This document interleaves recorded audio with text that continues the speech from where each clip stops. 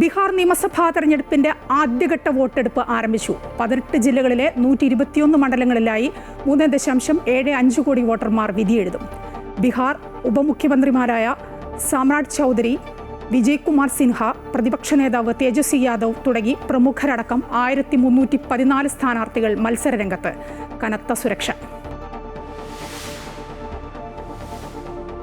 ഹരിയാന നിയമസഭാ തെരഞ്ഞെടുപ്പിൽ വോട്ടുകൊള്ളയെന്ന രാഹുൽ ഗാന്ധിയുടെ ആരോപണത്തിൽ തെരഞ്ഞെടുപ്പ് കമ്മീഷന്റെ വിശദീകരണം ഇന്നുണ്ടായേക്കും. വോട്ടുചോരി ആരോപണങ്ങളിൽ BJP കോൺഗ്രസ് പോര് രൂക്ഷം. രാഹുലിന്റെ ആരോപണങ്ങൾ ബീഹാറിലെ തോൽവി ഭയന്നെന്ന് BJP.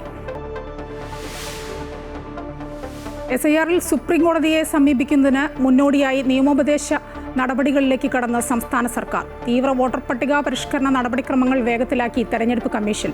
തെരഞ്ഞെടുപ്പ് ഡ്യൂട്ടിയിലുള്ള BLOമാരെ ഒഴിവാക്കി അങ്കണവാടി വർക്കർമാരെ നിയോഗിക്കും. ഫോം വിതരണം രാത്രിയിലും.